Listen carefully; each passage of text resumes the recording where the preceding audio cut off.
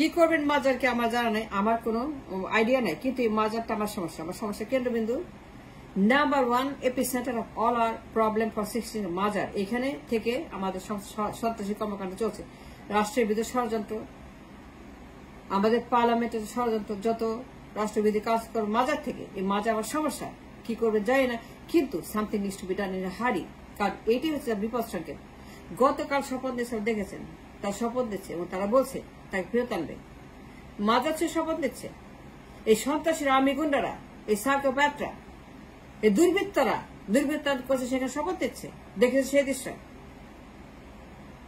বারবার বলছি এই মাজারের কথা, কারণ এই জায়গাটা সমস্যা নাম্বার 1 এপিসেন্টার ফর 16। এখানে যা হয়েছে জানেন, যত ধ্বংস, যত চুরি ডাকাতি, বাটপাই, রাহাজানি, পাচার, ডাকাতি, ব্যাংক ডাকাতি, ঋণ ডাকাতি, মেট্রো রেল উন্নতির নামে যত রকমের বদমাইশি, গুন্ডামি, সাইকোপ্যাথি, যত রকমের ভণ্ডামি এই মাজার থেকে উৎপত্তি হয়েছে।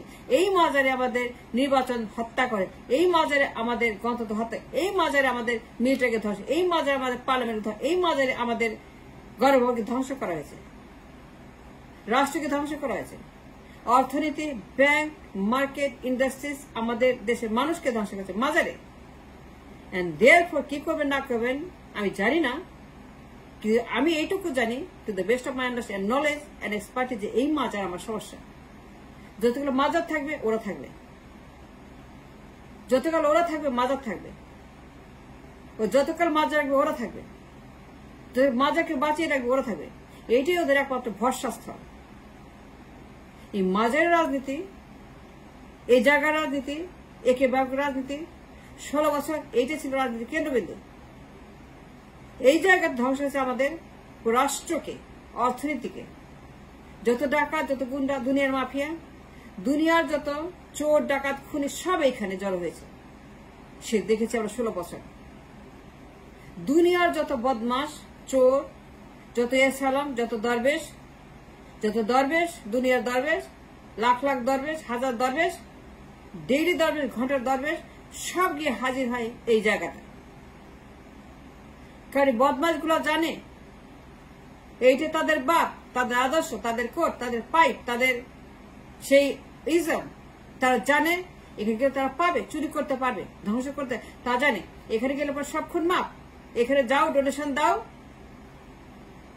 স্লোগান দাও, হুইসেল দাও, মার্চ পাস করো, লেফট রাইট করো, এখানে যাও, লেফট রাইট করো। 16টি বছর আমরা দেখেছি এই হরেন্ডাস এই স্ট্রাকচার ইন টুঙ্গিপাড়া। আমি জানি না কি করবেন, কিন্তু আমার সমস্যা এই জায়গাটা রাষ্ট্রকে ধ্বংস করেছে 16 বছর। এইখানে যত অপকর্ম হয়েছে, দুর্বৃত্তায়ন হয়েছে, যত ক্রাইম হয়েছে, এখানে এটা ক্রাইম সেট, এটা ক্রাইম সিন।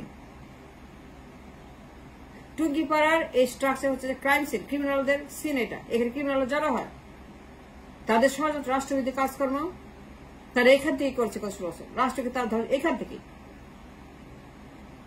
যত চুরি, ব্যাংক ডাকাতি, ঋণ খেলাপি, মেট্রো রেল, সেতু, এক্সপ্রেসওয়ে, ফ্লাইওভার, যত টানেল, যত পায়রা বন্দর, যত মাতার বাড়ি, যত ভাতার বাড়ি, যত মাদার বাড়ি, যত রামপাল, যত আদানি, যত মাদানি, যত রামবাড়ি, যত রকমের বদমাইশি, খুন, চুরি, রাহাজানি, বাকশাল, ডামি, সব এই মাজার কেন্দ্রিক। 7ই মার্চ, 26শে মার্চ, 9 দফা, 6 দফা, 11 দফা, 12 দফা, এই দফা খালি দফা, খালি দফা, খালি আমি রাষ্ট্র। এই আমি রাষ্ট্রের এপিসেন্টার হচ্ছে মাজার। এই আমি রাষ্ট্রের ধ্বংস হচ্ছে মাজার, এর উৎপত্তি এখান থেকে। এই জায়গাটাতে ডিস্ট্রাকটিভ সাইকোপ্যাথদের এই জায়গাটা তাদের অভয়াশ্রম। তার শপথ নিয়েছে, চ্যালেঞ্জ করেছে ইউনিসকে, ছাত্রদেরকে চ্যালেঞ্জ করেছে, ছাত্রদেরকে, এবং বলেছে শপথ নিয়ে, এই ভিডিও দেখেছেন, শপথের ভিডিও, যে আমরা হাসিনাকে ফেরত আনবো। How dare they, how dare they, এত কিছুর পর হাসিনা ফিরে আনতে শপথ নিচ্ছে।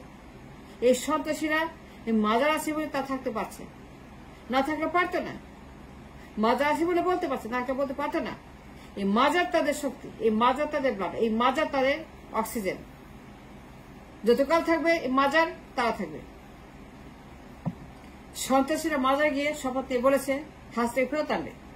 After seeing all these things, after রায়নার ঘর, after গণহত্যা, ছাত্র হত্যা, গুমখুন হত্যা, দুর্বৃত্ত রাজনীতি, দুর্বৃত্ত পার্লামেন্ট, দুর্বৃত্ত নির্বাচন, আয়না ঘরের মতো প্রমাণ দেখার পরে, এই মৃত্যু দেখার পরে, এই ধ্বংস দেখার পরে, গণহত্যা দেখা, তার উপরে ফেরত আনবে।